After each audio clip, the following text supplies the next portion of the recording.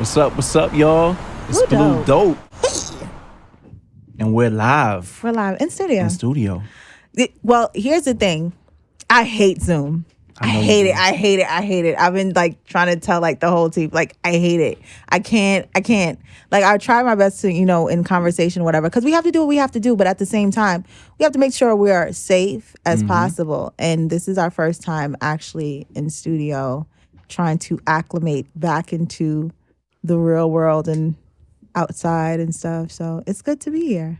Into the vibes. And people really wanted to see you. They did. They're like, yo, we want to see Olivia. Where's she at? We want to see her face. Because the whole thing with the audio podcast, audio podcasts are cool, but we're in the digital age. Everybody wants to see the facial expressions, the reactions, get a gist of the interactions, the body language. They want to see it all. So yeah. That's it. Yeah. So we're here. And since we were going visual, we figured we'd start off with someone who's in the visual arts, right? Well known in the visual arts. Well, that's it. Yeah. Thank you. Mr. Johnny Nunes, how you feeling, man? Yes. Thank you very much for bringing me on your show. Yeah. I feel great, That's what's up, man. Thank you. I mean, I'm going to start things out on a really high note, all right? There's a gentleman, a master poet named Nas. Yes. Had a beautiful album out in these streets called King's Disease. And there's a track. Grammy Award winning. Grammy album. We have to mention Congratulations to Nas. Yes. Got a track called 27 Summers. Yeah. And with the storyteller that he is, one of the greatest storytellers we've ever seen, he's painting a picture for us in that song, right? And he's talking about having his cigar, his champagne. He's on Governor's Island, right? Premiering pictures with my man's De Niro, Light Flex.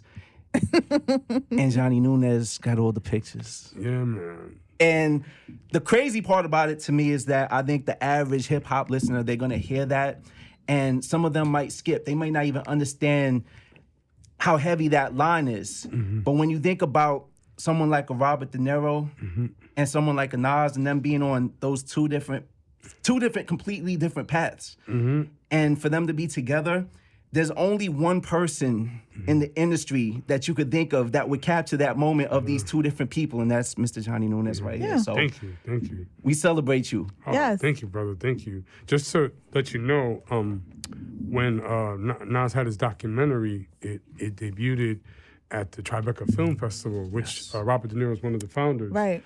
And it was a movie. The theater that they used down in the Tribeca area was immense. It was probably a university's auditorium, but every seat was filled with all the stars of hip hop. Wow. And just as they were getting ready to go into the speech and talk to the producers, Eric Parker in 09, Nas went to the left of the stage and Robert De Niro went to the left of the stage. And just as they were going there, the door was starting to close. And I was just like, wait a minute, I need to get a shot. And they're like, oh, it's Nunes, let him in. And I got back there and I was able to get Robert De Niro and Nas talking and just got the shot. Moment. But I didn't know Nas remembered that, you know what I'm saying? So that was pretty cool. And the other thing about it was I literally snuck into Nelson Mandela's birthday party, his 85th birthday party. And while I was en route to the birthday party, I'll just start from the beginning, not to cut off what you were saying, but this is just a Robert De Niro. No, this is why we're here. We have to. Yeah, so Damon Dash was taking me everywhere around the world with Naomi Campbell, and Damon tells me while we were in Paris, guess what? I'm like, what's up? On our next flight to Europe, we're gonna go from Europe to Africa. So just get ready. I'm like, what? I had to go get a suit. So I go back to Harlem, I get a suit. Next thing you know, the G4 is getting fueled up. We go fly to Africa for Nelson Mandela's 85th birthday. And at the time, I was Naomi Campbell's personal photographer as well. Crazy. And so just as I'm getting ready, looking at the suit on the bed, knock on the door, and Dame's like, Johnny, I got a little bad news. I'm like, what's up, Dame? He's like, Naomi wants to take her niece, and your ticket would have been that ticket. So I'm sorry to say, you just chill out in the hotel, hang out. I'm like, wait a minute, hold up. I was born and raised in Brooklyn. Yeah. I live in Harlem, so I'm a Harlem boy now. There's no way I came this far to South Africa to do what needs to be done. Close. he said, so what do you want to do, Johnny? And I'm like, Dame, just let me drive with you guys. And there was, bro, John, we ain't like in New York where you could take the train, you know? You know how long these rides been. And by the way, if you haven't been to South Africa, back then, and it's probably maybe the same way, there's only one light for every so many miles. And you're talking about animals, you're talking about, like, there's still, it's modernized, it's a city, but it's still roads that might not be, you know, with no light in the dark. You're talking about animals, tigers, bears with Omar, you know? So I'm like, it doesn't matter, I want to do it.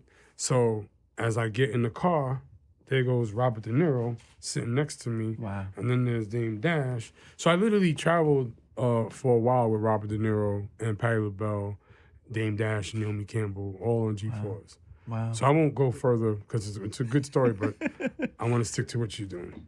Nah, but like, what happened with the party? Because the whole setup of you trying to get into this party, that's that's a very, first of all, that's a very Brooklyn, like, finesse thing to do. I came all this way. We gonna finesse something in this situation to make sure it happens. So basically, I stayed in the far left, and you know, the first checkpoint, if you ever met Naomi Campbell, number one, she's a gangster. Number two, she's so dope.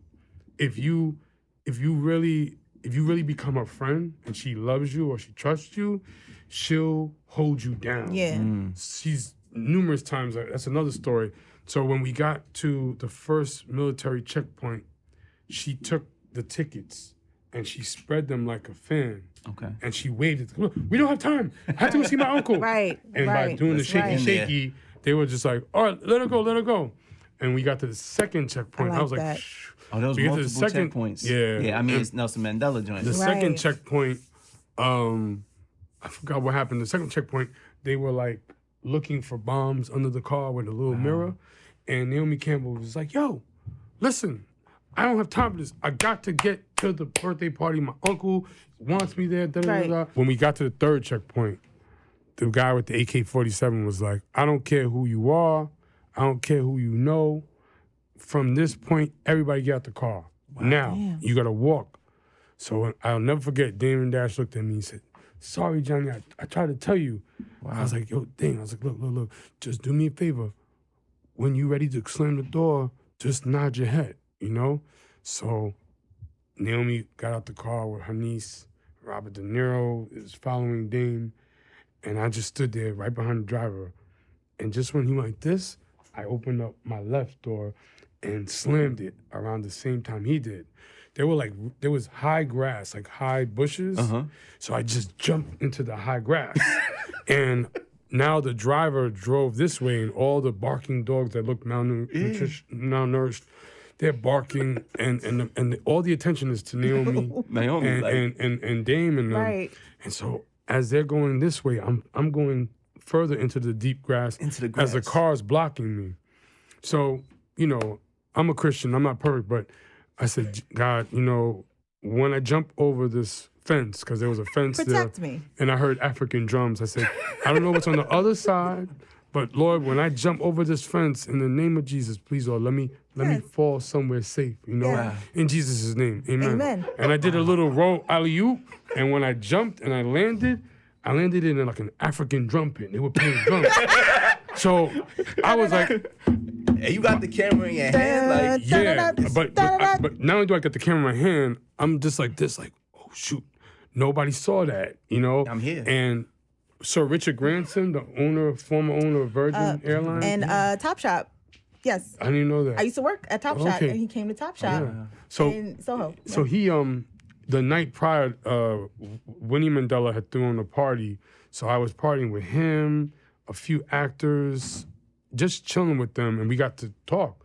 And Bono, the lead singer of U2. So as I stood there, he was like, Johnny, come on, boy. So I'm like, oh, shoot. So Richard Granson called me. So I'm like, excuse me. And so I got the shots off of Naomi Campbell, Damon Dash, Nelson Mandela, his wife, and I got him. I got Bono. And then after that, I put the camera away. Went with the entourage right into the house, chilled. But then all of a sudden, I started seeing a photographer and security talking to their wrists. I was like, I'm like, you know what? I got my pictures. I think I'm good. Yeah. And I walked all the way back to the hotel. If you type in, is your internet working? I don't know. If you type in, go to your search engine, type in Johnny Nunes, Nelson Mandela, 85th birthday. See what you see. Nelson Mandela. I'm gonna beat you, dope. Hold on, let me Johnny see. Nunes. You probably see are. faster. The Casamigos is hidden. There you go. I see This is him. not Sir sponsored, Richard by the Branson way. Vibes. Johnny Getty, Nunes. Johnny Nunes. I see Dope. it. Got all the Nice. pictures. Wow. Bono. Bill Clinton and all them. Naomi looks So that's my amazing. little. If Crazy. you're That's my little listening story. right now, definitely Google this. And yeah, this is, Shout out to Getty Wow. Images, by the way. History right there. yeah. Yeah. Kid from Brooklyn. Yes. With the Brooklyn finesse. Yes. You know, the one thing about being from Brooklyn, finesse is innate. Like, you just know how to maneuver, and you know hearing no doesn't mean no. Mm-hmm. So you learn, if you really want to do something, get something, go, you gonna get to it. Mm-hmm. Yeah. That's dope. That's how I really wanted you to finish that story. I'm like, no, there has to be There's more. there's more to this. It's you falling into the drums. Wow. I have a whole bunch of those stories. Let's reverse it all the way back. Yep. We want to start with you as a kid in Brooklyn. So you were born in Brooklyn, you said? So I was born in Kings County Hospital Me in too. Brooklyn. Yeah. I'm a downstate baby. Yeah. So I was I was born there, but unfortunately, maybe a year or so later, my mom who had to give me up for adoption. Okay. So I was put in foster care. So that's a blessing because my mom was just not fit to settle down. She had just moved to New York from Trinidad and gave birth to me here. So I was like fortunate. A Puerto Rican family from Brooklyn adopted me. And so I went from, Trevor Allen, Innocent's child to Johnny Nunes. So you're actually Trini. Trini. yeah, Young Child from Hot I 97? too. You know That's what? my cousin. I Your child's always, your cousin? wow. Because Yeah. you know what? I always kind of felt it, but I'm like, okay, Nunes, I don't know. I don't want to be in his business, No. but I feel a little West Indian. No, I'm black. I'm black. we went from having 13 episodes, and we literally had people from so many different islands. And then the last episode, we had Nikita on. She's from Trinidad, so I got a fellow Trini on, and now you're here. Oh, yeah, man. And ironically enough, like, it's not intentional, but like pretty much everybody that we interviewed is from the Caribbean. Oh, there you go. But it's fascinating though when you get adopted into a family. There wasn't one day where my Puerto Rican family that knew I was black didn't ever make me feel like I wasn't part of their tribe. Dope. Right. So even when I found my biological mother and I found out I was black with a third Chinese, I still had to embrace and claim Puerto Ricans too, because West Indians are like tofu. We absorb everything. Yeah. I growing up in Long Island, my best friend was Dominican and my other best friends were Haitian. So I instantly became Dominican and Haitian. Sac passe, you know what I'm saying?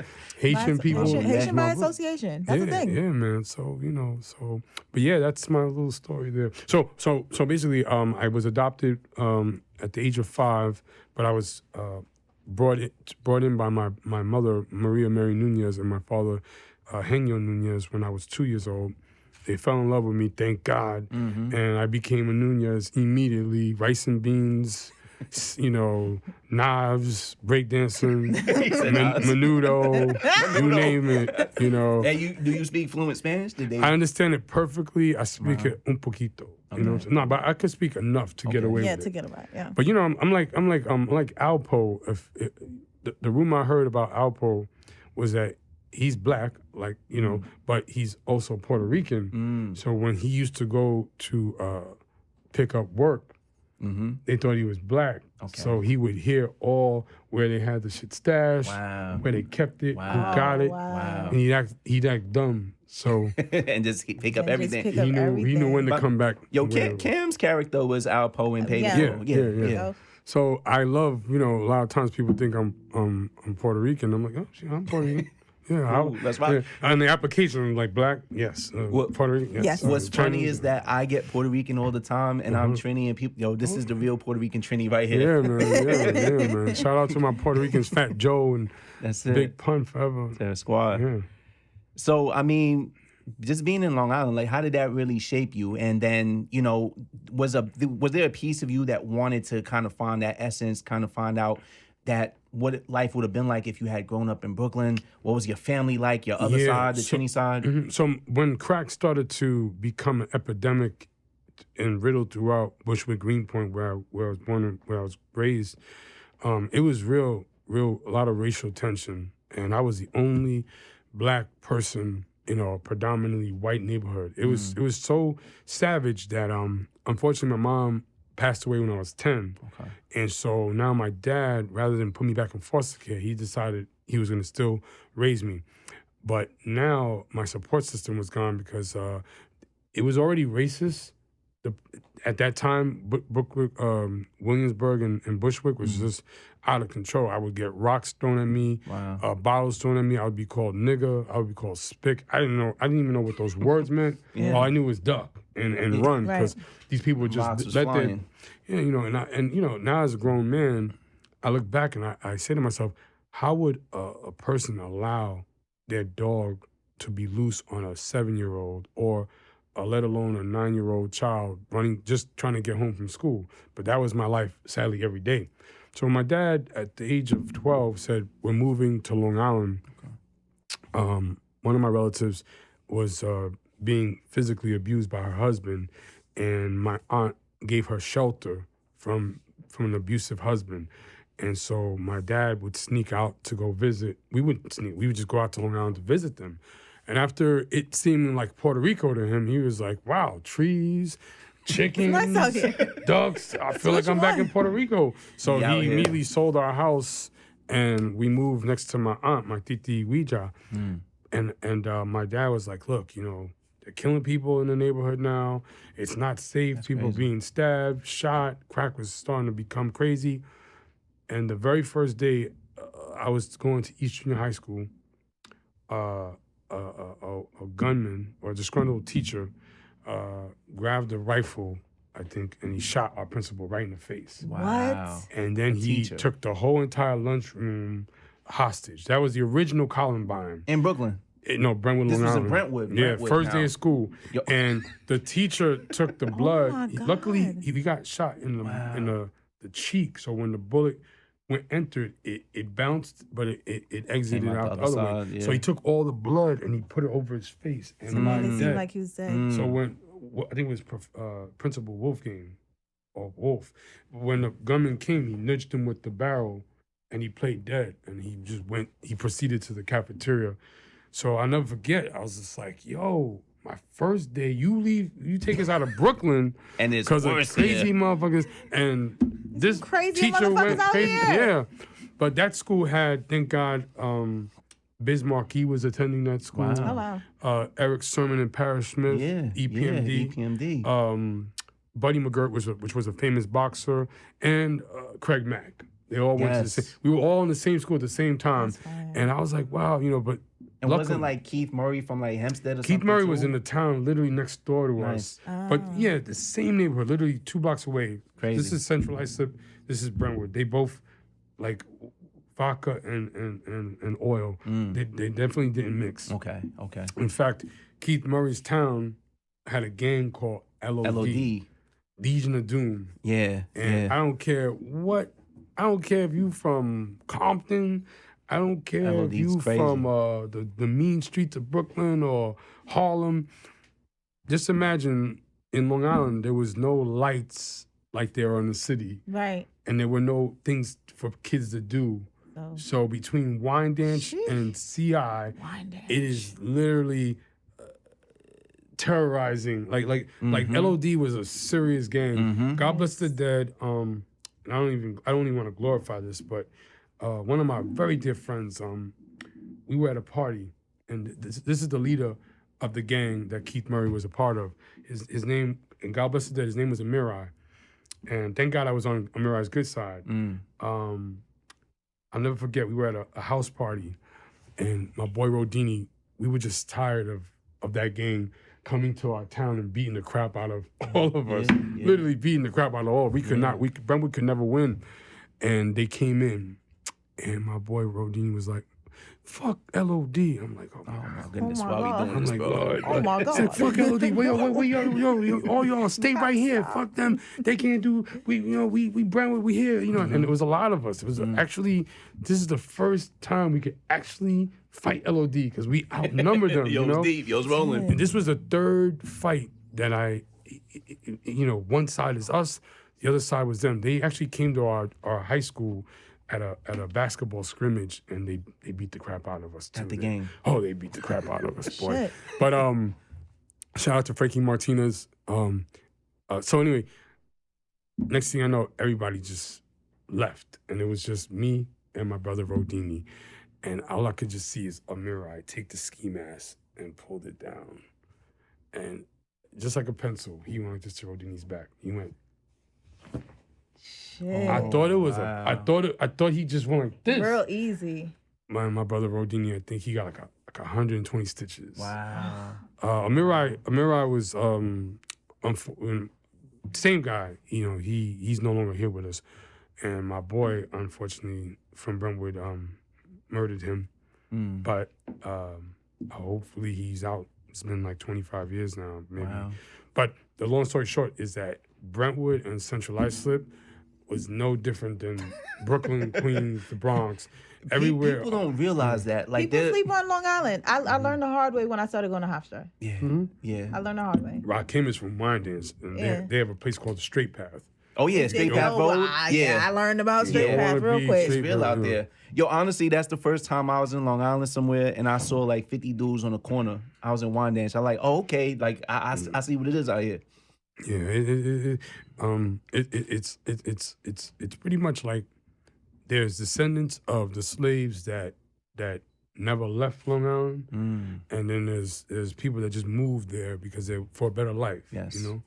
So all right, That's the history there. But yeah, Brentwood. So I moved. So it was amazing to transfer from the city to Brentwood, and at first I hated it, but then once I started hearing EPMD on the radio, I was like, wow, it was like a teen spirit. And Biz Marquis, 012, with Big Daddy Kane. And I'm like, that's the same guy in the South Shore, Bayshore Mall. He's on all these videos, Yo TV Rap. I was like, wow. And anything is possible. That's how I felt. But see, were they doing it in high school, or was this like right after? Okay, so they was popping, like, and you still seeing them every day. So EPMD's career already took off. Okay. But like when you first graduate from high school, you still pass the school to say what's up to the teachers and see. They just literally, they were only like a year older or maybe a year or two older than me. But like Biz Marquis, he would go to homerooms and do a 1 2 a 1 2, and he would advertise the flyers for nightclubs where he was going to be performing. Beatboxing. So I would still see Biz Marquis. So it was like Biz was still coming to the school, and EPMD was coming to school. Craig Mack, God bless the dead, we actually got into a physical fist fight. You know what I'm saying? And later on, when his success was great, but later on, he apologized to me, and I apologized to him. Wow. And I really wish I would have shot and supported him more. But you never know when someone's gonna go. You know what I'm saying? So where does, because this is just a random question, where does De La and Leaders of the New School fall in the Long Island? Are they Nassau County? Yeah, Nassau County. Okay. Suffolk County and Nassau are just side by side. Right. But so you were in Suffolk. Yeah, I went to Suffolk, and I was in Suffolk Community College. I actually booked Busta Rhymes, Leaders of a New School. I booked them for Common Hour when I was the president of the African People's Association. Oh, wow. Once I found out I was black, I was like, I have to learn every single thing there is to being black. I was reading Dr. Ivan Sertima. I was reading, Tashia Mack. What? I mean, in my graduation, I'm all couldn't the cloth out. And, Blackity black. Yeah, Yes. Scooby-Doo, yeah. But I mean, I'm so proud, even when I was adopted and I didn't know what my race was, because my family, they're about your complexion, you know what I'm saying? And my mom would tell me, like, yo, don't ask me again. You came out a vagina. Shut the F up. Puerto Ricans have a way with words, you know?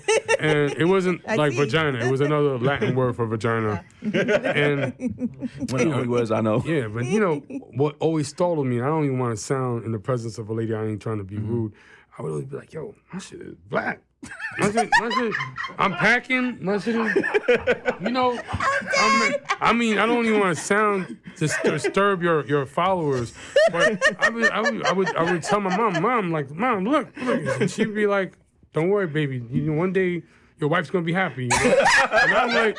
And I'm like, my complexion is this complexion. That's that complexion. You guys are light skinned. Yeah. But I mean, you know, then when I finally met my Trinidadian mother, I'm like, yay, it makes sense. You know, I'm black. So yeah. Okay, so let's fast forward now. Like, what inspired you to get into photography, and not only photography, but like capturing all of these moments in hip hop history, in culture? Yeah. Well, because you didn't know at the time it was history that you're capturing. No. So what happened was me being stupid. When I was going to Suffolk Community College, first of all, they immediately put me in special ed.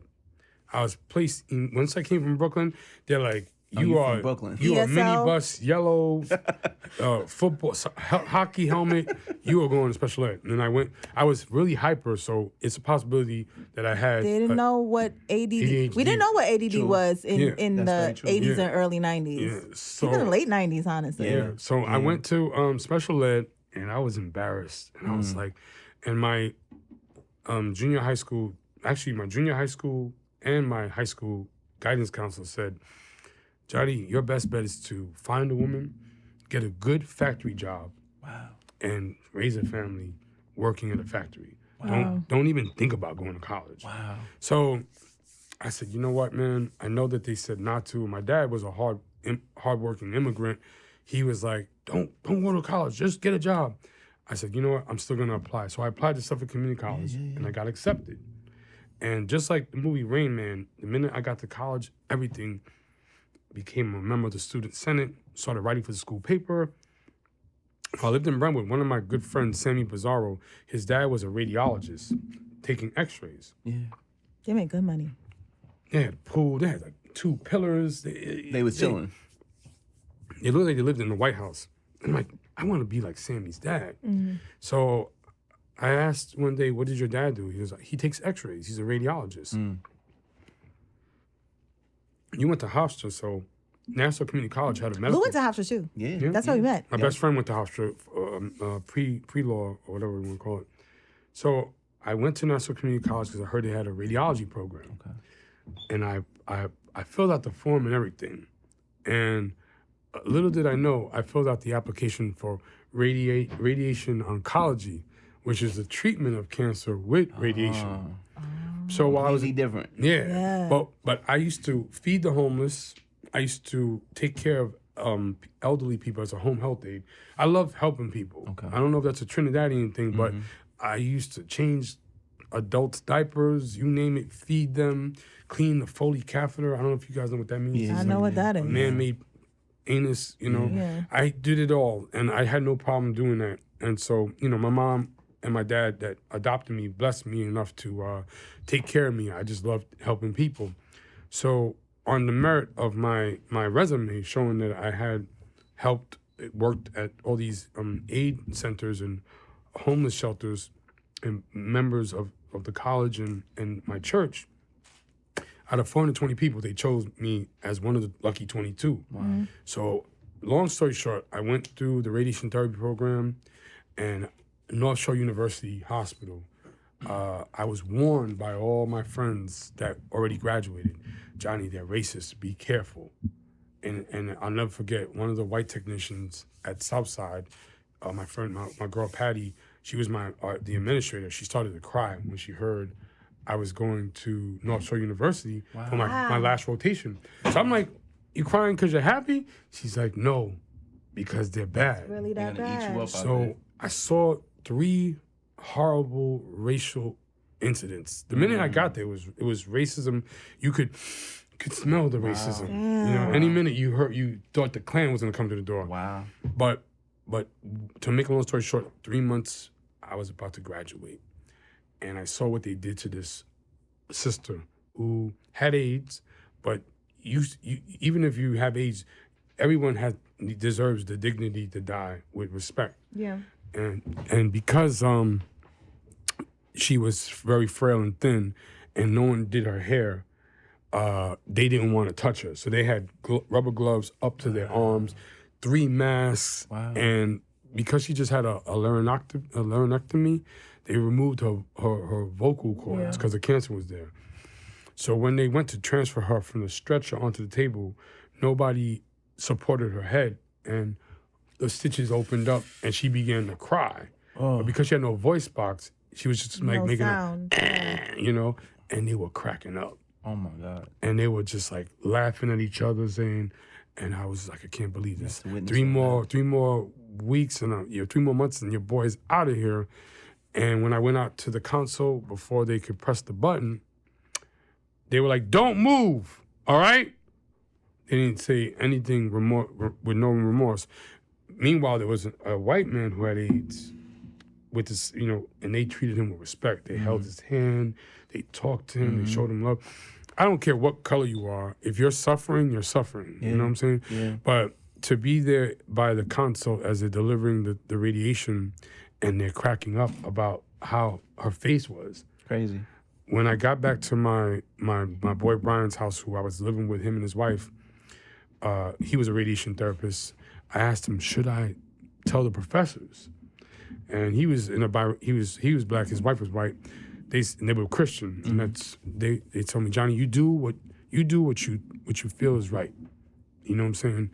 And you do the right thing. What would Jesus do? Yeah. And I was like, you know what? So I went the next day and I told my professors what happened. They got reprimanded, they got in trouble, and now I was going there, set up like a booby trap. An accident occurred, they blamed it on me, and your boy was kicked out. Right there, 3 months left. Yeah. 3 months left. And so this is how I got into photography. The girl I was dating, she immediately said, Johnny, she was going to Stony Brook University, which is even further south. Yeah. She said, Johnny, you know what? I've been meaning to tell you, maybe now's the right time. I think we should just be friends, you know what I'm saying? Because I found somebody else. And so I was like, oh, okay, that's cool. She whacked for that. Yeah, and then my landlord, who was one of my best friend's mom, she was renting me a room.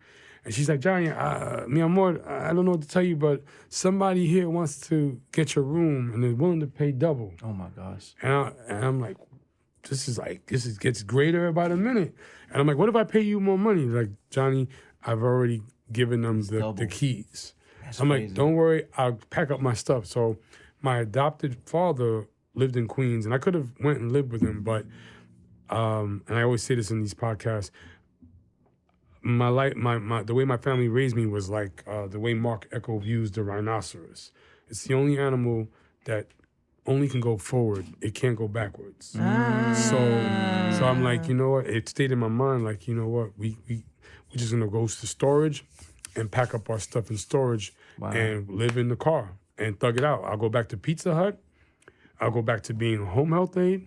And so that's what I did. I went right back to Pizza Hut, and as I was doing the deliveries, of course, friends of mine that had careers now, that already graduated from college, that already had houses, and they're seeing me, 27 years old or whatever, 26 years old, with a Pizza Hut outfit on, you know what I'm saying? And I was just embarrassed. So there was a cat in my town that sold items, you know what I'm saying? And when he saw me, he was like, yo, Johnny, what's up, man? He's like, you selling you doing delivery for Pizza Hut? Making it great. I'm like, yeah, I'm having a good old time, you know? And he's like, so he's like, go in my pocket. And I'm like, you know, he had not hundreds. He said, grab that. And I'm like, I said, I just started my shift. You know, he's like, just take it. And I'm like, I don't have change. He's like, Johnny, get out of here, man. Take that's for you, bro. I'm like, $100? I'm like, thanks. So I was just like, I can't believe this. Like, I was 3 months away from graduating.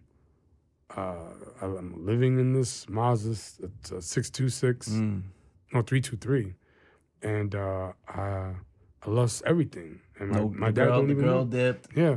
So luckily for me, I always say this again. I'm like one of the best ex-boyfriends to moms. You know, I was a Johnny, the friend zone Johnny. Yeah, oh, super. So my ex-girlfriend's mom said, Johnny, come over to the house. I made your favorite dish, Haitian rice and beans and Haitian turkey wings. I was like, I'm there. Yeah. But I have to hold that right there. Prior to that invitation, my manager called me and said, Johnny, you got to come back to Pizza Hut. I was like, yo, it's not my shift today. He goes, yo, there's a guy here. He said, he needs to talk to you. And he's got a bunch of friends with him. Uh-oh. When you come back, don't come through the front. Drive through the side. Uh-oh. I was like, okay, I'm on my way. I start driving there, nothing but S500s. It look like a car show. You know what I'm saying? Everybody, young Dominicans with rollies. Could you set the scene up? What year was this? Yeah. 1996, 7. Okay. 1997. I see it now. Okay, reasonable All right. doubt. I can see where everybody wearing everything now. Yeah, All right, so it was cool. written as out. Yeah, so I drove around the side, and my manager, Tony, said, Q45 look, Lieutenant. that guy wants to talk to you. And he was shook, you know. He was black, but he was scared of the shadow. And it was Danny, my boy, same brother who told me, come Same rock dude with with the him. knot. Yeah. Okay. Let's call him D for now. Okay. So he's like, yo, Jay, in high school, you was always connecting dots. You was always networking. You know, I need that on my team. Wow. You know what I'm saying? I was like, And he brought his whole squad. I was like, yo, D, I was like, I don't know. I got a new career now, you know? He goes, I want you to come work for me. I'm like, you opening up a pizzeria too? He's like, nah. I got a different type of dough out here. I want you to come work for me. And I was like, he's like, yo, hold out your hand. And he put in my hand a knot of money. And then he squeezed it. I said, Daniel, I can't take this, bro. Yeah. He goes, no, think about it tonight. If you decide you want to come work for me, there'll be more where that came from. Wow. If you decide you don't want to work for me, keep it. My gift. Yeah, one of those cars out there, I was like, yeah, so that was when my ex-girlfriend, that same day my ex-girlfriend's mom called me. So I went over to the house, and she was like, I made your favorite dish, but also this living room is yours tonight. Wow. There's still some clothes you got here from when you used to date my daughter. Wow. You know where the shower is. There's fresh towels there, and I'll leave you alone. She closed the door, and I just looked down, and I started crying. And I was like, God, this is weird. This is a roller coaster ride. Like, what do you want me to do? And I said, God, tomorrow morning when I wake up, if you don't give me an idea, I'm going to go work for my man. But if you give me an idea, God, I swear I'll be the best at it. In Jesus' name. Wow. Amen. So the next morning when I woke up, I saw a camera in the air. Like the way you see a ceiling fan. It was just right there. And I stood up and I went to grab it. And it was like transparent. My hand went right through it. And I was just like, started rubbing my hand. I still saw it there. And I went to grab it with both hands. And it disappeared. And then I was like, God, you want me to be a photographer? And then I saw greeting cards. And the greeting cards fell. And then they dissolved. Like they just... And I rubbed my eyes again. I said, God, if you could give me one more sign... I swear, God, I won't bother you again. What more you need? Yeah, but a peace came over me. Like in my faith, it's the Holy Spirit. Yes. And I felt such a calm. And I went telling my friends, I want to be a photographer. Hey, and my friends were like, Johnny, you sure that radiation didn't hit your head? And then I'll never forget my boy Pat, Haitian Pat. He was playing Mortal Kombat, and he was like, yo, what was that game where the angel came and shot rays out of the eye? It was Mortal Kombat, I think it was. Was it? What was that? The first version of Mortal Kombat. Okay. So he was playing. It's probably a cheat code. It was like it was Mortal Kombat, but the first version of it. And he's like, Johnny, who told you you're gonna be a photographer? I said, God did. Yeah. He said, Johnny, I don't know. So long story short, that same year, I was reading a book called Unlimited Power by Anthony Robbins. Okay.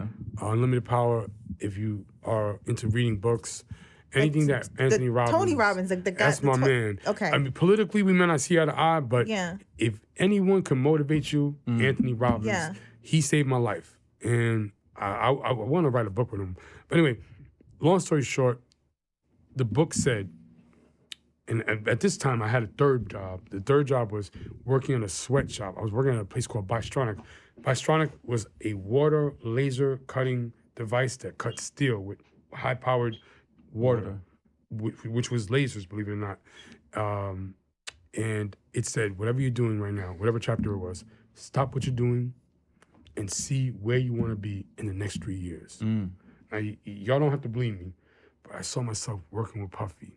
I saw myself working with Naomi Campbell. I saw myself flying in private jets. I was just daydreaming, you know, but I didn't. And you at Pizza Hut, you're at the Making it home great. health, I'm home health aide, Making delivering it great. pizza, working at a laser factory from 6 a.m. to 5 a.m. And you still sleeping in the car. Yeah. Crazy. Yeah. Occasionally, an ex-girlfriend's mom would say, come stay over here. We My got a couch daughter's for you. away in college, you know? Yeah. There was couches, friends' cribs, taking showers at friends' cribs.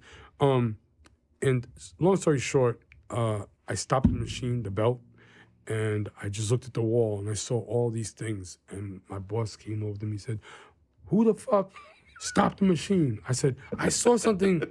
Because you stop that machine again, I'll fucking fire you on the spot. Get out of here. And I'm like, you got it. Sorry, you know, whatever it was. Yeah, it does. Long story short, by the end of 1997, I made $98,000, and I wound up within a few years being the personal photographer to Sean Combs, Jay Z, Nas, Beyonce, Rihanna, Michael Jordan, LeBron James. Later on, I become a photographer for Barack and Michelle Obama, Bill and Hillary Clinton.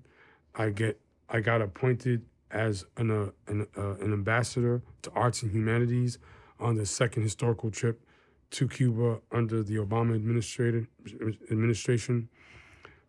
Become the personal photographer on occasions for Oprah Winfrey and Gayle King. I became Russell Simmons' personal photographer, Kamar Lee's personal photographer. The list goes on. It's just Really legend. does, yeah. And we're not even one day in school for photography. So let's go back to that moment. You said, hey, I'm gonna be a photographer. God revealed it to me. How did you get your first camera? Did you have enough money on hand to go out? What did you do? The first camera I borrowed from my friend Jose Santana. We were in track together, and within a few weeks, someone broke in the car and stole it. Oh, in Alphabet City in the Lower East Side. When I was in radiation therapy, I used to study at the local library in Brentwood, and a brother named Tim Whiting, an African-American elder, he had an exhibit of his trips to Africa, and I would always just look at those photos and be like, wow, Africa, I want to go one day. And luckily for me, I kept his business card. So I asked him, could he teach me, and I would pay him. And mind you, I was living in a car.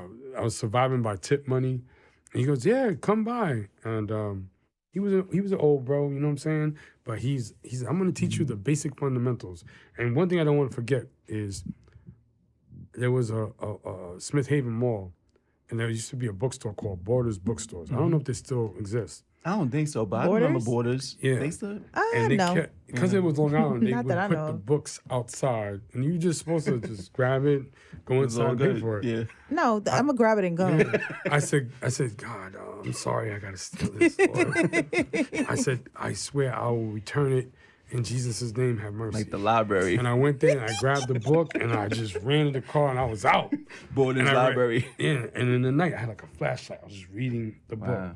And now I had Tim Whiting to teach me the fundamentals, and I wound up buying the Canon Rebel G, and because I was now going into Manhattan and photographing all these different people, I would always find some real pretty girls like Olivia, you know what I'm saying? And I would ask them, you know, you mind if I do a photo shoot with you? If you do, I'll take you to have lunch or dinner at this restaurant called Mecca.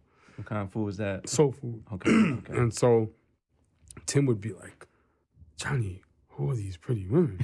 And I'm like, This is the owner of the soul food spot? No, this is the brother who mentored me. Okay. And he would have a ball photographing real pretty girls. So yeah, man, that's how I got into photography. Wow. I want to circle back because I feel like for me personally, it's not always God that talks to, because I like having these conversations. It's not always God that speaks to me about what I need to do next. Like even up to last night, I woke up out of my sleep because I feel like it's not only God, it's also my ancestors speaking through to me via God and letting me know, hey, this that's happening right now, interject this. This is what you need to do next. And I feel like, especially us Black people, we are protected in that realm of our ancestors and our faith. And we need to tap into it. I know some of us, have, reservations on faith and stuff like that. But it's there, that intuition. If we want to call it anything else, we can call it intuition too. Where that intuition, you always should trust it. Yeah. Those visions, those signs always come to you when they need to come to you. So I'm glad you, really speak on that as to being proud and being very transparent about, hey, this is how I came into photography. That sign was literally right in front of me. And I followed it. I had faith, not only within God, but within myself. And I followed that. And I stuck with it. Yeah. And now I'm here with the Blue Gang, you know what I'm saying? On the podcast. That's it. Yeah. But, one thing I will say, and my wife would probably say, why are you talking about this? By the end of 1997, I made $98,000. Yeah. You know what I'm saying? So you have a place to stay now. Oh yeah, I was blessed, man. Yeah. But I want to understand, how did you actually turn that into something where you can make money right away? Because I think a lot of people have these dreams and they say, yeah, I'm going to work with so-and-so. I want to do this.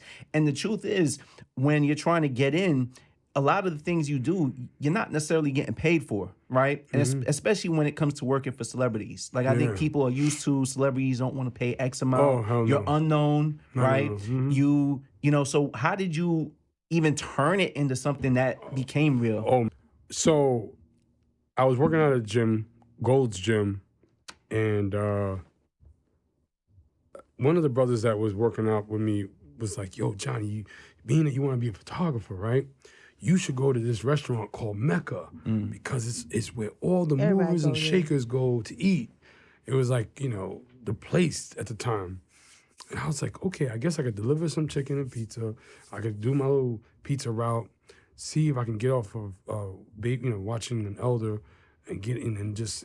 So my routine was I would go to on Saturday. I would try to get Saturdays off. Okay. I would go to Union Square. Union Square. Yeah, right in the middle. And I'd look for hot shorties like Olivia. I would try to find a this shout out. Yeah.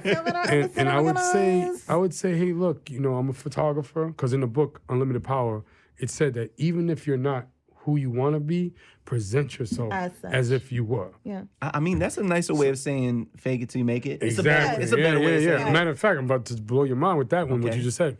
So, long story short, I'm going to go to it real quick.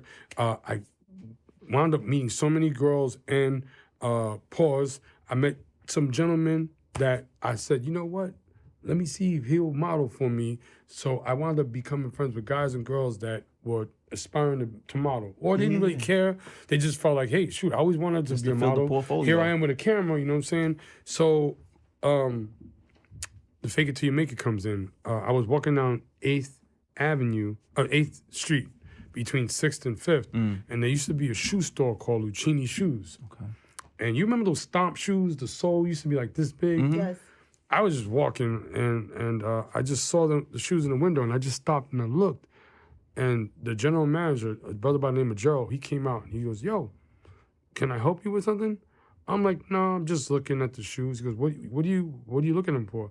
I'm like, I just like the craftsmanship. I like the uniqueness of how they design. He goes, what do you do? I said, I'm a photographer. He goes, oh, you have a portfolio? I'm like, you know what? I just shipped it out to California. He goes, you have a business card? I'm like, Nah. I just ran out. Last one. He's like, give me a number anyway. And then this is, mind you, this is like the first month of just getting into photography. I wrote my number down, and he's like, yo, Johnny, he called me like a few days later. Johnny, you got a way I could see your work? I'm like, I apologize, but I don't. He goes, no, you said you shipped out your portfolio. Because, well, anyway, I think you probably know what you're doing.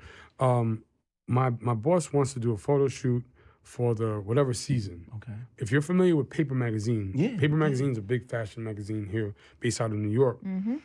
And he goes, it's for paper. And I'm like, how much? He's like, no, we'll talk about that. I mean, no, excuse me. In my head, I'm like, paper? Is he talking about money? I didn't know it was a fashion magazine. But long story short, he's like, get the makeup artist, get the hair, tell me how much it's going to cost you. You had to do everything. I'm like, yeah. And I'm like, so what? I didn't want to talk about money. To this day, sometimes I'm afraid to talk about money. Okay. But he's like, Johnny, how does $3,000 sound? I'm amazing. like, I'm living in a car. I'm like, Look at God. That's fine. And so the shoot went well, and not only did it go well, but they wound up asking me to do another shoot. Nice. About 2 weeks later. Nice. Another So now I got coming in. $6,000.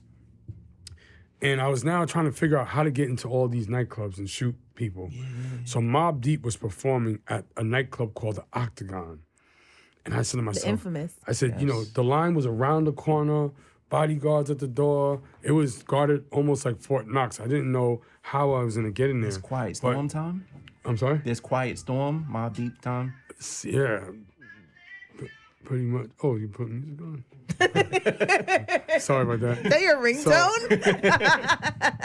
You have a ringtone? Shout out to the producers. Man. So, when I used to feed the homeless in Long Island, I used to make deals with the managers of like Dunkin' Donuts and the Key Food supermarket manager, and I'd tell them I want to do something.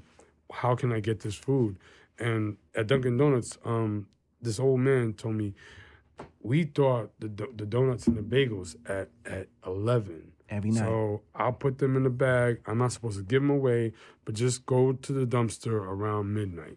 So from that, I always remembered there's always an angle. Mm-hmm. So I used to work at Key Food, so I'd buy 100 slices of cheese, and I'd find out when they were throwing out the bread. So I had all my friends making sandwiches on the way to the city when we used to go out dancing, so we would give them out at Penn Station. But the reason why I'm telling you the story is because going back to Mobb Deep, I took my suit from whatever restaurant I was working at, Red Lobster. I took my Red Lobster outfit, and I said to myself, how am I going to get in there?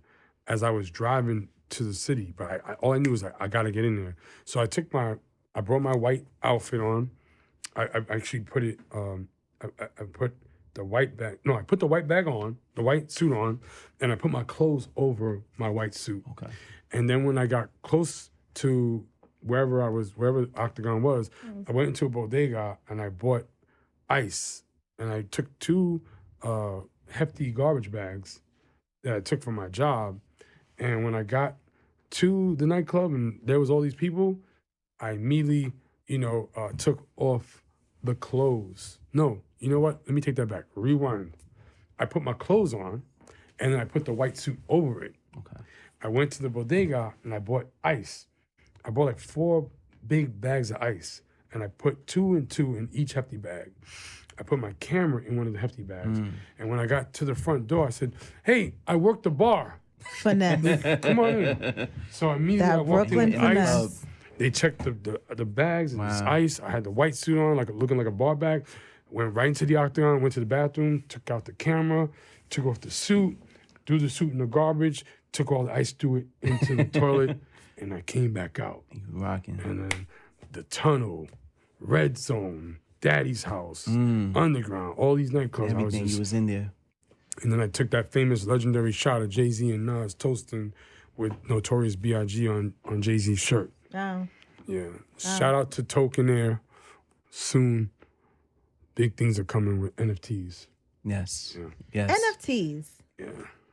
Can you give a definition? Because I had a conversation with a friend of mine about like 2 nights ago about what NFTs are and like just trying to configure and understand how it works, because eventually we're all going to be in this digital space and we're all going to be trading Bitcoin and Dogecoin and all the other coins and NFTs, especially as creatives. So can you explain what NFTs are?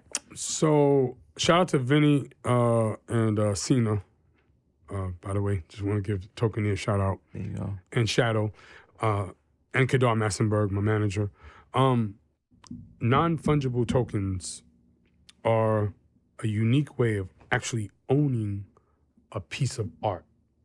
So digitally. Yeah. Okay. So for an example, you guys know what Bitcoin was or cryptocurrency. Right. There's a process in which equity is being created in the value of this element, which could be, for the sake of this conversation, a coin. And so if you bought Bitcoin when it first came out, I think it was like what, $100 a Bitcoin, $50. If you bought that Bitcoin for $100, 8 years later, it's now $48,000. Yes. Yeah. So whoever buys that coin for $48,000, waits a few more years, it's going to be $100,000. So just like real estate, these cryptocurrencies are growing in wealth, in value. Yes. So that is what I know. So now with NFTs, a non-fungible token, it's almost a similar situation. Say you bought 2,000 Bitcoins. Right now, if you had 2,000, that's 2,000 times 55, I think. $55,000 as of today. No, more than that, love. It's more? What's no, way more than that. No, because it went down in the past couple days. 2,000 times 48, what is that? 2,000 times 48. 48,000. 48,000 times 2, so 96. Would that be $9.6 million? Yeah, as of today, each Bitcoin is worth $50,000. So what's 50,000 times 2,000? I don't know. I don't want to do math. So I think you have I think you have 100,000. some. I think it's a lot of M's. But my point is that with that's wild. 100 million. Yeah. So basically, that's what's happening with non-fungible tokens. If you have an image, or if you're an artist and you have a painting, and you take that and you put it on a platform, like Tokeneer, what will happen is someone will purchase that. Right. Who knows how much? Okay. Right. But now that individual adds that to her or his portfolio, right, along with his Bitcoin, and like attaching that to his blockchain. Yeah. If it was worth, that blockchain of cryptocurrency was, $2 million, adding a picture of Michael Jordan and Kobe Bryant. Yeah. Now it's and you own that only image of Kobe and Michael Jordan laughing together. That just adds so much more value to whoever buys it. Yes. So now you purchase that one image for $2 million. 4 years later, that is worth $20 million. Yeah. And so on and so forth. Got it. So it's jump in now, hold on to it. That's the message. Right. If you think it's not gonna work right now, take advice from the Bitcoin wave that you missed. Yes. Right. Got it. The bubble is not gonna burst. And if it does burst, look where we are now. Yeah. If we could have gone back 8-10 years ago when someone said, buy Bitcoin. I was the other day, I was with Raekwon and Ghostface at the Triller versus the Red and Meth. No, Raekwon and Ghost. It was their verses, yeah. And as I was in the hotel, a woman was telling the reservation person that her nephews, which were from the Middle East, like Arabic, their New York City weed dealer would always they would always buy weed from this New York City guy, whoever he was. And then one day he said to them, "I'm not taking any more money. Only if you in want Bitcoin. weed from me, you got to pay me in Bitcoin." Yeah. So download My the weed app. guy, Wow. I can only pay him in Bitcoin. So what wound up happening was Non-traceable. this guy, or whoever these guys were, they wound up buying maybe, let's say, $50,000 worth of Bitcoins because they wanted to make sure they could never not have weed. Yeah. And after their run of paying for weed, he didn't think any more about the Bitcoin. Yeah. And then he realized he had like 30,000 Bitcoins. Shit. That's crazy. To be high and realize that, oh my God, I'm a millionaire. I'm rich. off of being smoking weed. Yeah. So as I was just there in the lobby, just overhearing this woman tell her story, I'm like, oh Lord, why didn't I do it? So to answer your question, NFTs, don't sleep. Do it now. Do it now. So how does Johnny Nunes capitalize off of NFTs? Because I feel like as a photographer, having a lot of these exclusive images, how do you find yourself within this realm of the NFTs, the digital space that we're now moving into and capitalizing off of that? Well, that's a good question. I'm now, I don't think I could say it yet because it's going to be announced, but It's happening. Yes. you align yourself with great people. Like just now, through the grace of God, Kadar Massenberg became my manager. And if you don't know, he was the first African-American president of a major... Kedar Entertainment. Yeah, Motown. He was president of Motown. Yes. And signed Erykah Badu, Yes. signed Joe. He's worked with everybody from Fat Joe and Nori, Puffy, to 50 Cent, to oh my gosh, Amy Now you're Winehouse. Yeah. You're Go aligned. on. So he's my manager now. But aside from books and fine art exhibits and audibles, you also have amazing platforms that will be selling NFTs. Yes. And there are individuals that I'm talking to now, Vincent Lambino and Cena. Shout out to Revolt TV, by the way, that are in my corner. Yeah. And so now that I have an amazing team, shout out to Shadow in Canada too. Now that I got a crazy team with me, it's now identifying which images will be like the next Beeples. Are you guys familiar with Beeples? No, I'm not familiar with I'm literally learning all of this. So week. Beeples pretty much set it off about a month ago. He sold one NFT for $69 million. Yes. It was 5,000 photographs. Wow. He started this 3 years ago and made 5,000 pieces of art. I literally just read the article yeah. 2 nights ago. Yeah. And then I think a picture, this the other day, my boy Cena sent me a picture of Michael Jordan, I want to say being guarded by Scottie Pippins or something. It sold for like $6.9 million. Crazy. But someone owns the rights to that now. And that one image is now applied to this individual's portfolio. Yeah. So this is kind of like VC's candy. Yes. Anybody that's in finance, like, hey, I got that one picture of Michael Jackson shaking hands with Jay Z. Yeah. Yeah. You know? Yeah. Boom. Shout out to Wally Goshorn. That picture is gonna probably sell Crazy. for who knows, you know? I mean, I got a question for you because you got so much going on and you've worked with so many people.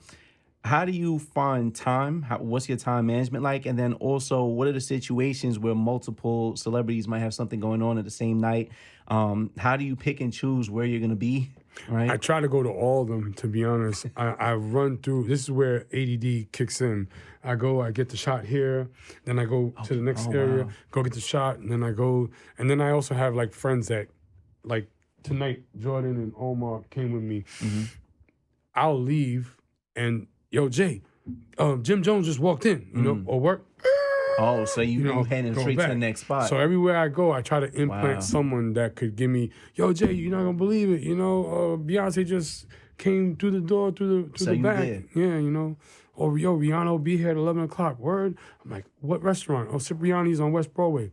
I'm at SOBs. You a family man now too. So how do you split that? Like, how does that work? Because I feel like, the club life, especially as you start adding family. Balance. Yeah, that's a crazy balance. Well, again, one, giving honor, glory to God, in my life, you know, I'm not perfect, but he got me here, and so I, as Olivia was saying, you know, the ancestors, you know, always guiding me, and I wind up getting all the pictures because I try to go to everything I can, you know. Shout out to DMX, R.I.P. This Saturday, I'll be at his Barclays Center Memorial. And then later on that night, I'll be in New Jersey with my girl, Kim Coco, the writer, for this young artist. What's her name? I know y'all said that Benzito's daughter. Oh, right? yeah. Yeah. How do you pronounce it again? What's her name? Coil Ray. Yeah, she heating up the airways right now. So then Big Purr. Yeah. So then from there, there'll be another after party. So it's like boom, boom, boom, boom. You go to one event and You gotta go to the next. And then, you know, through the grace of God, I have a great support system with Wire and Getty Images /Film Magic. So once I put my pictures up on there, it goes internationally That's the viral. big thing I was going to ask too, because it sounds like because you're jumping around, it's not necessarily club owners. There's not a person that's particularly paying, but the financial piece comes from being able to be on these different networks and channels, basically. Royalties and publishing. So There you go. when an image sells, it goes all around the world. Yeah. So let's just imagine. Perfect example was Pop Smoke's album release photographer. I was invited by Republic Records. R.I.P. Pop. Unfortunately, the unthinkable happened. Yeah. The last images of his party I had taken. There was other photographers there, but no one has the reach because of because of how big Getty is. Yes. So if an image sells for $10, and that means $5 for the platform, $5 for you. Okay. Now, 1 million stories come up. They need that image. And that picture's gotta $10. They gotta pay. Everyone has to pay it. Yeah. Got it. So, long story short. That's the game right there. Yeah, I'm chilling.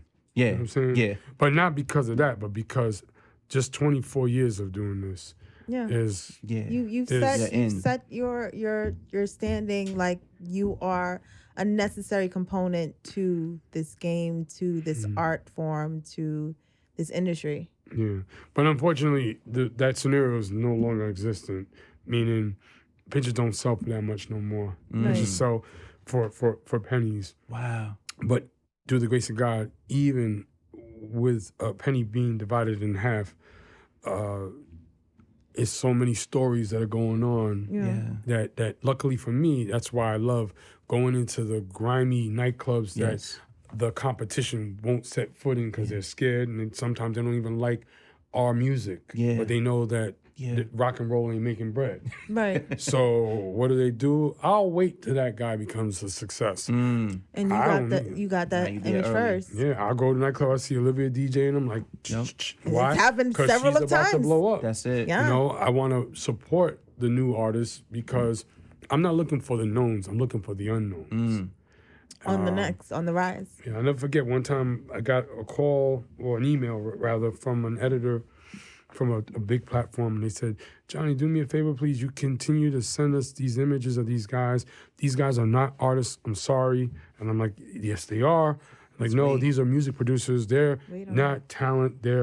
They are technically talent, but these guys are just music people that make music. They're not like an A-lister. And I'm like, Okay. well, Wait on it. I'm trying to tell you, this dude Kanye West and this dude Pharrell Williams are gonna be big one They got day. next. Well, Like A&R. and the response was like, let us decide that, Right. and you just take your photos. Crazy. I'm like, that guy was fired actually a few years later. As he should have. Yes. Yeah. But you know, when someone's not in your culture and they're trying to tell you about your Dictate. culture, Nah. Yeah. No good. that's why I'm winning. No good. You can never come into my culture right? and tell me just because you're privileged financially that you're better than someone. Yeah. That you know the future. No, you don't. So can we circle back to what we originally started a conversation with sure. about 21 Summers, King's Disease. Did you know that mention was gonna happen? So- Were you just as surprised as I was when I first heard the album? Yeah, I was like, so- yeah. Like, So when Vado put me on a song with Killer Cam, shout out to Cameron and Brick, Los Hood. When Cameron put me on That with was Vado, on the collab album. we all up in here. That song. Yes. I'll never forget Funkmaster Flex Yes. kept on dropping bombs and saying, yo, shout out to Johnny Nunes. Yeah. You know, when someone puts you on a rap song, That's it. that means you made it. Solidified. And I was like, oh my God, I'm driving with my boys and I'm hearing, we all up in here, we all up in here. That's my As I joint now. pose for Like, Johnny. your name is in it. Yeah. Like- And so, Jay would always like big me up whenever I was shooting for Jay. Okay. But Jay was pulling up to an all-star event with LeBron. And he said, as I pose for Johnny Nunes. Yes, And then I yes, started cracking up. yes. So stopping that story right there, I was literally in my bedroom having a conversation with my wife about something. And the phone rang. It was my brother, Jason from Tidal. And Jason said, Johnny, oh my God, congratulations. And it was like 12 midnight. I'm like, what's going on? Because we just dropped the Nas album. Didn't you know what's going on? I'm like, no. He's like, and then he sent me the link and it was King's Disease, track number 5, 27 Summers. And I'm like, okay. And I'm listening to it. I'm like, oh, is that, Johnny Nunes got all the pictures. I was like, oh, Whoa. shoot. So me and my wife, we just looked dumbfounded, like, oh, man. And the next, text after text, Johnny Nunes, I just Everybody heard. going crazy. Yeah, man. So Nas is such a beautiful person, as well as Hove and all the other great artists that I work with.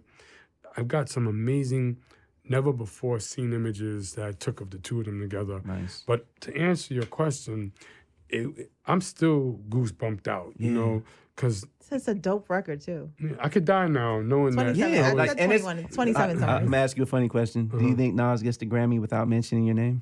You know what's so crazy, man? I don't know, right? You It was don't. amazing. You don't get the Grammy. You don't get the Grammy. He got a Grammy. You got a Grammy because it's the storytelling. Like Yeah. that completed the story of that Yeah, moment. man, You were yeah. on Governor's Island Yeah. at that moment when he said it. So Yeah, That's fire. Nas- So let's talk about goat fuel because I've been sipping on it. I have the acai berry one here. I ain't opened mine yet, but it's blue. It's really good. Gummy beer. This is actually good. I've been sipping on it like the whole episode. So And I'm happy, man. this is the vibe. It's an energy drink. Number one, I want to just shout out you guys for letting me promote a Black-owned energy. Well, you know brand. the vibes. Like we have to, Yes. especially in this climate that we're in. Like if there's any opportunity that we can get to promote each other. So I mean, that's what Blue Dope is about. It's all about that. Giving the entrepreneurs platforms to promote and success, their success and their stories. So Well, it's only right. thank you, Olivia. This is pretty much a drink that, that hopefully inspires greatness. Like, what are you great at? What are you good at? Greatest of all times. The legendary Hall of Famer, Jerry Rice, this is one of his productions, with his family. Wow. And, I literally loved this drink from not just the packaging alone, but when I heard that it was a young African-American couple that are getting married soon, and the combination of mushrooms and all these elements that are natural, I was like, wow, man, this is something that I would like to work with, But I prayed on it first. I asked God to help me because I helped out another brand, and I won't even get into it. And that brand, is another nightmare story. But however, God, I was on my social media, and I saw this come up, and then I clicked on it. And shout out to the Shade Room, by the way. Shade Room had a little video about this. And when I found out it was Black owned, I was like, I need to meet these people. Yeah. And it tastes good. Because to see our people, I ain't just saying it. It's really good. just so you know, these are their new flavors that just came out. This is called watermelon fruit punch. What are you drinking? I got the gummy beer. Okay. It's Oh. Yeah, and this one's called mango it's passion fire. fruit. Yeah. So I literally fell in love with the brand, fell in love with the family. It's got low carbs, great tasting. Anything our people put flavor in, it's gonna taste good. It doesn't even taste dietary, or it's not. It even. doesn't. 'Cause So it's no sugar zero in it. sugars. no so sugar. don't Yeah, forget that. yeah. So Tastes good. they gave me an opportunity to come on board, and I'm just very proud to be like an ambassador. Haha Davis, he also is. Yeah. There's a bunch of other celebrities that you'll see rocking this. But the beauty of it is that, just to know all these things are starting to happen. First, black female vice president. You know what I'm saying? Yes. You got the trial just happened, and that criminal officer has now been brought to justice in the George Floyd. So our people now are getting, to some extent, their just dues. Yeah. From winning Grammys and winning Oscars that they should have deserved to get. Ago. Yeah. We got to keep fighting. We got to keep working hard. So, Goat Fuel is something that embodies whatever you want in life. Go after. And shout out to Goat Fuel. Shout out to Goat. Trevion. Shout out to Goat Fuel. Thank you. I always say, like, in terms of, because we always have we've been having it for decades, the reparations conversation of, we're deserving of money the same way, the Jewish community had reparations financially. We black people should be getting it. We're not going to get it. We're not going to get it in the monetary sense. But as of right now, our reparations looks like what this is right now in terms of black people are the ones.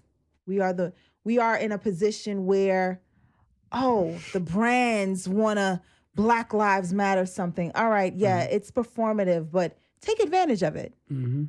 We're in a very performative time right now. Take advantage. You're black? Yeah, I'm blickety black. Take advantage of that. So the money can come towards you because everybody wants to support a black brand. Everybody wants to be down with the sisters. The blacker the better. Everybody wants to black owned. Okay, we're going to go there. That's how we get our reparations. So it's important for us to have, Goat Fuel and all these other brands black owned first and foremost. And support. Because that's our reparations right now. That's the closest we're going to get to it. Yeah. Well, I appreciate that. You know, and historically, our people built the pyramids on both sides, from the Cushites, the Egyptians that were the original Egyptians, and the Hebrews that were the original Hebrews. So Moses being black, as well as a lot of the other prophets, our people have always been there. So, whether you're Jewish, Christian, Muslim, some of my best friends are Jewish and Muslim, and we have our conversations, but there's a lot of good people in all these races that want to see, like, they even know, like, you know what, I want to support you, right? Your people, because everyone knows the world, was built on the backs of all kind of races, but our people, I don't care what you say, we're the common denominator. You know what I'm saying? Something we gave to society in the world, So I just love when I see the harmony, the unification of all these races coming together for Black Lives Matter. Yeah. You know what I'm saying? And something I would like to say is that in regards to Black Lives Matter, you hear people say, well, this life matters and that life matters and da-da-da-da. And I was watching MSNBC with Ari Melber, and the way actually that came out, actually it was Al Sharpton who said it with my girl Rachel Nosworthy. It was at the was it Trayvon Martin? What was the brother who got murdered in Florida? Was it Trayvon Martin, right? Trayvon, with George. After Trayvon Martin's funeral, I don't know which relative it was, but they said, until Black Lives Matter, not all lives matter. Yeah. Right. So in other words, if white lives matter, if Asian lives matter, if Latin lives matter, we're in the all. Black lives has to matter as well. So if one life or one race's life doesn't matter, then you can't have all. It's not all. Exactly. It's not all. And that's why Black Lives Matter is to be part of that spectrum. Yeah. So I just wanted to add the 2 cents in there. So to bring it full circle. I hope I wasn't talking crazy. No, you're absolutely not talking crazy. Because, all of this is absolutely necessary in terms of conversation, in terms of, like, just where we're at in this society right now. But just to bring it full circle, like Johnny Nunes, we now know the story of, we now see, you know, your bouts with racism and what you've dealt with and what you had to go through in terms of getting to where you are now. And the way the world shifted with COVID and the pandemic, and now we're in this super digital space, and we're in the space of, you know, extreme entrepreneurship with, you know, Black people, and us making sure that we're supporting each other. With all that being said, what's next for you, and how has all of this that's transpired, especially last year, inspired you to move forward? Well, Corona, I was telling my brothers over here earlier, it allowed me to actually focus on my family. For so many years, I was just running the streets, going to the Grammys, going to All-Star. Getting that shot. I was living a life of a party. So, through the grace of God, I stopped drinking alcohol. Not that I had a drinking problem, but you got Douces, Grand Large. It's an excess. Ciroc, grand appetizers and hors d'oeuvres everywhere. As a DJ, the same thing happens. A lot of drinks everywhere. I don't drink like that because it's just in excess when you go outside to these events. Like it's always, it's free, it's there. Yeah. So what happened is it allowed me to say, you know what, I'm gonna go cold turkey. I'm not gonna drink, but I will invest in brands. Yes. I'm not gonna eat that much, but I will invest in brands. And so I used the power of my relationships to barter as currency. And now I've facilitated so many partnerships, from barbecue sauces and hot sauces to tequila and whiskeys and sparkling red wines, to making certain individuals their own wines and champagnes in a can. I mean, and now, you know, I've partnered with Kadar Massenberg, of course, and he's bringing so many amazing opportunities to the table, from possibilities with all these platforms, from Amazon and Netflix to Audibles and all these things that he's working on for me. But aside from that, I guess what I'm saying is, you know, all I want to do now is try to help other individuals. I don't care what race you are, what gender you are. If I could be a light in the dark, if I could be a hand to pull you up. I had great people in my life, throughout my life, help me, and I want to mirror, like my parents had adopted me. I want to be able to help anybody. Pay it forward. Yeah. So, you know, my son and daughters, my son's god uncle, Noah Greenspan, that's my brother. That's like, you know, my Jewish homie from another mother. He helped me out so many times that, and shout out to my boy Ross Michaels, another Jewish brother. These cats got their own life, but like me, they love helping people. So we've created our own little underground clique, and that's another thing. Everybody listening, get some friends that are real, and build a buddy system. If one of you guys are not sure of something, know that you could call on this person for expert advice. Yes. Why? Because my wife likes to say, how you start is how you finish. Get good people. Get people that ain't looking to know where's the next party at. I mean, we all like to party, but I'm saying get people that are focused on what they're doing and want to support you, and you want to support them. Right. Shout out to B.I., by the way, one of my new business partners. I've met some people in my path, in my journey, that I just met, and we immediately clicked them. Next thing you know, we got paperwork partnership. Now we're going to start this brand and that brand. Shout out to Vaughn Smith with Good Brother. We're about to launch a new clothing line with amazing images of my history. Nice. You know, it's coming out in a few weeks. Shout out to Token Air. You know, which will be releasing some amazing NFTs. And these are just blessings that came to me from God. But what I want to do is not only capitalize on the moment, but teach and help other people. And my goal with God's will is when I got the bag and the bag is right, I want to try to adopt and help other children. If I can't adopt you because my kids are already running my life, I'm going to find a way to help you and foster and nourish your future, you know? Now you got a lot going on, Johnny. You are nowhere near finished. Yeah. But how can everyone follow you, support you? Where can everyone find you to stay in tune with everything you got going on? Man, you could check out my social media, Instagram. I'm trying to get better with TikTok. I'm trying to get better with Same. I'm trying to get better with Triller and Twitter. Okay. And is there even Snapchat still around? I mean, It's around. Yes, low-key. it's around. Yeah, It's around.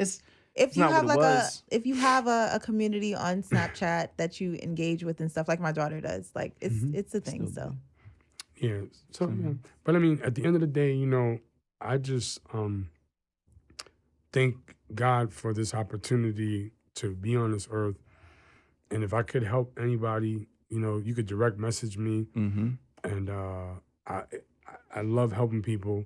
I think I don't think I'll ever retire from. I don't think anybody should ever retire from helping other people. You know? right. And whatever can bring us together, regardless of your race or your religion, you know, help people. You know, and just because certain people may not like you, like my wife says, you know, you could attract more bees with honey. Yes. I've found some of my best friends that didn't like me, hated my guts. But it's all good I found now. an angle, and now, hey, Johnny, is there anything I could do for you? You know? Yeah. But yo, each one teach one. Yeah. We all move forward. Yeah, man. Yo, Johnny, we appreciate you coming up to Blue Yes, Dope. absolutely. Yo, Thank you, man. insightful. Appreciate Thank you. you. You lived the life and you got a lot left, and yeah, we man. gonna be watching, man. Can I give a few shout outs? Yeah, go ahead. I want to give a shout out to, of course, Goat Fuel Goat Energy Fuel. Drink. I This want is to give a shout out to actually Yabe Tequila, my business partner, Player, you amazing brother. I would like to give a shout out to B.I. and to Ghostface Killer and Raekwon. Whoa. I'd like to give another shout out to Johnny Marines and that amazing video game that he's got coming up with DJ. Well, I'll just be quiet. I want to give a I'll be shout playing out. it. Games, yeah. Okay. Dope love some video games. I want to give a shout out to Megahertz and to music producer Megahertz and Amora, amazing barbecue and hot sauces we got coming out. And we Man, also got everything. Entrepreneurship. whiskeys, amazing Take whiskeys notes. and We gonna have a Blue Dope Johnny collab. Something's gonna happen. shout out to Josh and to Mari Sotomayor with his amazing The wines. his amazing wine that's actually kosher. I met him down here in Yeah. Memphis. Cool brother. Yeah, I'm so cool with Alexis, so it's like I learned about the wines through her. and shout out to Vaughn Smith and to Tata and Hove and Good Brothers and to Neo. I'm excited about that collab. Shout out to Kadar Massenberg, who definitely was a godsend to me. I was worrying about the future financially because of Corona and events had stopped, and he came through like a knight in shining armor. And if you look at my Instagram, I gave him a really awesome photo, a limited collection, a limited piece. Wow. Shout out to Barry Mullocks and to Phil the Mayor, who keep throwing these crazy parties in Miami, Tampa. And I pray, shout out to Noah Greenspan, my brother. Shout out to Ross Michaels and Abby Smith. If you guys don't know who Abby Smith, you better recognize. right. Her name is actually Yeba. I'll take that back. Oh, Yeba. Yeah. Oh, she's fire. Yeah, that's Park Ave Management, man. She's my boy. amazing artist. Yeah, my boy Oh, David and Ross told me about her and was like, yo, Johnny, you gotta check out a new artist. That Johnny voice. know what's next all the time. Yeah. So That And that's voice. another thing, support the unknowns because you never know. gonna be it. No, never that know, voice is man. killer. Yeah. Oh, she's fire. Yeah. And Marco Foster too. If you like her, you like Marco Foster. Also managed by Park Ave Management. I pray that I'm not forgetting anybody. Shout out to my family, my son Jeremiah and my daughter Joya. Yeah. And my wife Angelique. Yeah. Fat shout everyone. Yeah. That's it. The Tooth Fairy, Santa Claus, the Easter Island. Yes. Yo, Johnny, it's been real, baby. Love you, bro. Appreciate Yo, you. appreciate you.